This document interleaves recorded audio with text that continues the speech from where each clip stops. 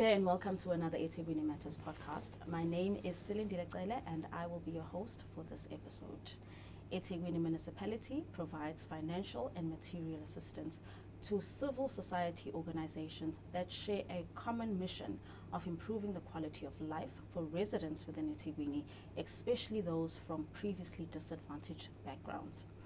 This forms part of the city's social investment and one of its development programs, which is aligned to the municipality's integrated development plan. Today we are joined by the chairperson of the Governance and Human Capital Committee, Councillor Nkosenhle Madlala. Welcome, Hlogo. Thank you so much for joining us in studio today. My pleasure. Let us delve right into our topic for today. Can you unpack the Grant and Aid program for us? Thank you very much. The Grant and Aid program is a program that is run by our city to assist civil society organizations that have a similar mission with eThekwini, that of creating a city that is livable and a city that is caring. We therefore invite from time to time organizations from different categories to come and seek help from the municipality in different ways. Hlogo, we're well on our way as a city to ensure that the 2030 vision is realized. Can you explain to our viewers what is the process of applying for the Grant and Aid funding? No, thank you very much. I must first mention that the Grant and Aid program is a long-standing program of the municipality that in the past 5 years has assisted more than 500 NPOs, and it has created a number of jobs. You will see that if, for instance, an NPO has 3 employees times 500, that will give you 1,500 job opportunities that are created just by the assistance that we are giving out. Coming back to your question about the application process, we've ensured that the process is open and is fair. We advertise through various platforms, and once we've advertised, we also use other platforms to popularize that advert. We use our own internal social media platforms like our Facebook page, our Twitter, our Instagram page. We also use our internal publications like eThekwini, and also use our website, www.durban.gov.za, to put up the advert. It is also found in our different places like our libraries, our halls, and everywhere. Once the advert closes, we then tally and consolidate all the applications. I must mention that there's excitement around it, and you'll find that we get a number of applications per advert. And we then form an adjudication team that goes through all the applications. We have 6 categories. It's that of gender, agriculture, economic development, youth, sports. And we get experts from each category to come and form a team that is going to then adjudicate, because there needs to be a criteria, otherwise we don't have enough resources to cover everyone that has applied. Then after that, once we've done with the adjudication process, a list is formed, people are called in, and we ensure that the process is as transparent as possible. Even those who did not make it are not just discarded. We have a program which runs parallel with this of workshops, wherein for the following year we'll be workshopping people from different organizations who want to come in as the new entrants to the program. We also take all those people who did not make it, did not make the cut in terms of this current advert, and we invite them to those workshops, because a person will ask, how angiphumelelanga kanjani mina ngayifaka nje application. Then the person will be taken through what would have been wrong with his application. Maybe the organization does not have a constitution or maybe something like that. And then that person for the following year is ready to be able to be absorbed. So the process is fair like that. Once the final list is done, it then goes through the committees of council and goes to the full council for approval. And therefore, everyone can then ask for that list or the list of those who did not make it. So it's a fair and transparent process in line with our Batopele principle of openness and fairness. Hlogo, you touched on a very important point about empowering those organizations that did not make it or did not cut the process. But obviously you empower them for future selection. Can you take us through the types of workshops that the city runs to ensure that they are empowered enough to meet the criteria? Can you take us through the process to ensure that they meet the criteria once they make the application again?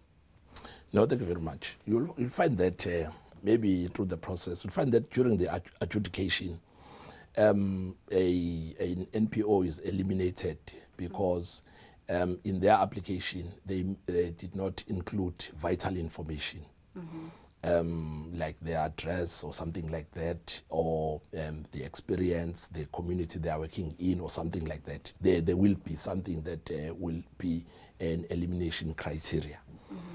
Then we have ongoing workshops that we run as a city to ensure that all the NPOs that are resident in our city and are interested in our programs come in, they get trained. But due to the number of people who apply for the granting aid and are not successful, we then decided that as part of those workshops, we'll then include them as our first priority, so that if for the 2012-2013, I'll make an example, there were that number of unsuccessful candidates, then for the 2013-2014, those people are the priority for the workshops because they've already signaled interest and they've already done half the work. So they are taken through those workshops to get empowered on how to fill this form. Maybe the problem is the organization itself, then they'll get trained on how to be compliant in terms of ticking all the boxes, so that when they apply again, at least they've satisfied all those, and it will be elimination based on other things other than just your simple technicalities. So that is what we have done, and we've seen this becoming successful in that an organization will not be successful this year, but come the following year, the organization makes a cut, meaning that our workshops are really impactful. Hlogo, can you take us through the number of applications that we received in the previous year? And also, can you tell us about the positive impact that is made in the community through this funding? Siyabonga kakhulu. Umuntu uzosho nje ukuthi kule financial year edlule si emva kokuthi ivalile advert yethu sithole ukuthi ama organizations abe applyile awu 780. Kulo 780 sikwaze uawada ama organizations awu 107 nje kuphela. Ukusho ukuthi kukhona inqwaba impela yabantu abasale ngaphandle. Ezinye zezathu zalonto ke into yokuthi funding itself is limited. Bese ke mesikhuluma ngeimpact, lama organizations asebenza emphakathini enza into ezibaleke kakhulu, izinto ezithinta intuthuko yolusha, ukukhuliswa kwabantwana, izinto zemidlalo, njalo njalo. Ngakho ke bakwazi ukuthi lama organizations afinyelele la uhulumeni engafinyeleli khona. Nanokuthi enza ukuthi emphakathini kuzwakale ukuthi nakuba uhulumeni kukhona izinto azenzayo, niyakwazi nani ukuthi nivuke nizibambele nabantu abasha, nabantu besifazane, nabantu with disabilities, kube khona izinto enzenzayo ezenza ukuthi kube khona impact positive emphakathini, in line with the vision yethu le sithi sifuna ukwakha idolobha elinakekelayo futhi idolobha ekuphileka kahle kulona kunawo wonke eAfrika. Hlogo ngicela usichazele ukuthi kale iprocess ihamba kanjani. Umuntu noma i-cooperative nyale ninikeze imali noma nyale nicele isho idingo zayo mase niba supplya ngazo? Siyabonga kakhulu. Cha, kuyahlukahlukana. Ekhathini ezedlule bekuye kuba ukuthi i-organization iyeza ngaphambili izosho idingo zayo. Bese sisebenzise i-system yethu ye-procurement yangaphakathi ukuthi ithengwe lezo idingo lezo.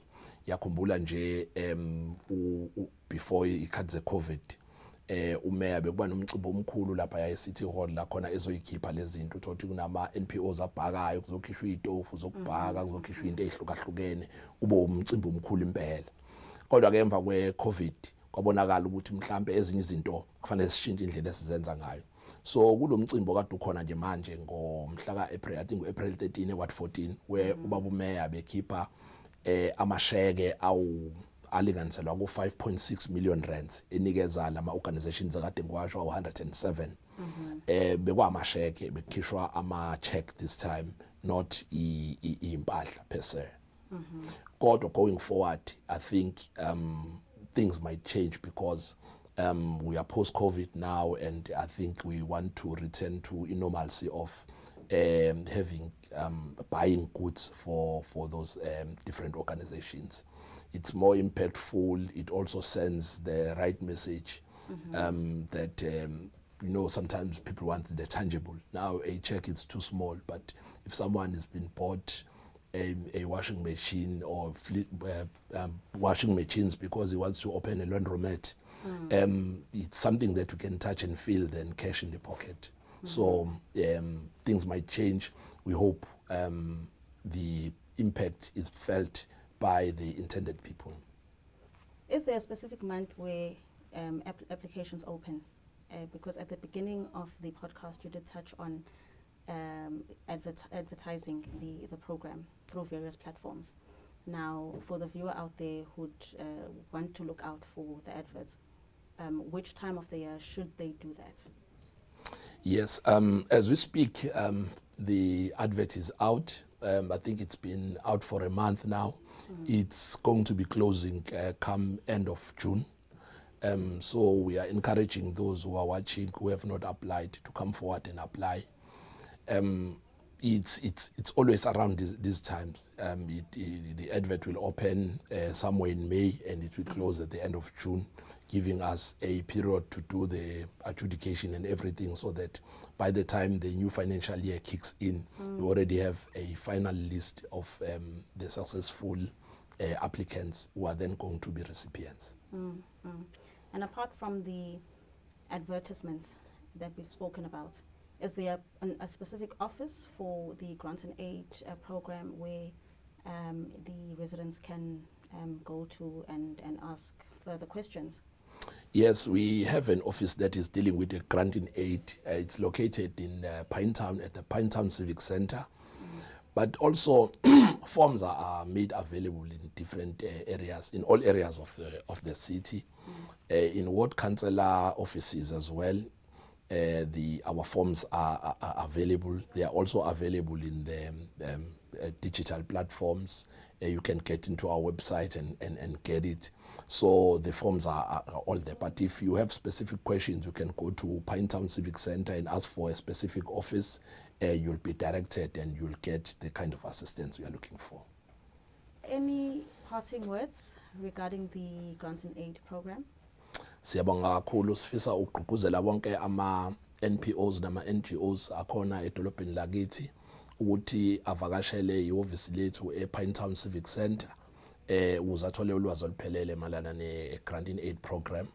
Also uma benesidingo sokufona bangakwazi ukuthi bafone kule number 031 311 2070 noma bavakashele amahhovisi ethu. Also ungaya nasekhanseleni lakho uyothola ama-forms ukwazi ukuthi u-apply. Ungakwazi futhi nanokuthi uye ekhanseleni uyocela ukuthi ucela usizo. Kunama-workshop esiwaranayo minyaka yonke. Uma uthi isikhathi soku-apply this time sikuluzile, uyakwazi ukuthi ungenelele kulama-workshop ukuze uthole ulwazi oluphelele next time ukwazi ukuthi u-apply. We want to urge all the NPOs and NGOs in our city to visit our grant and aid office in Pinetown Civic Center. or to call this following number 031-311-2070 for more information regarding the Grant in Aid program. Thank you. Siyabonga kakhulu hlokohlobo isikhathi sakho. Ngiyacabanga ukuthi abaleli emakhaya balijabulele ulwazi osicobelele lona namhlanje. Siyabonga kakhulu. Thank you to our viewers, and please don't forget to watch our next eThekwini Matters episode every Wednesday.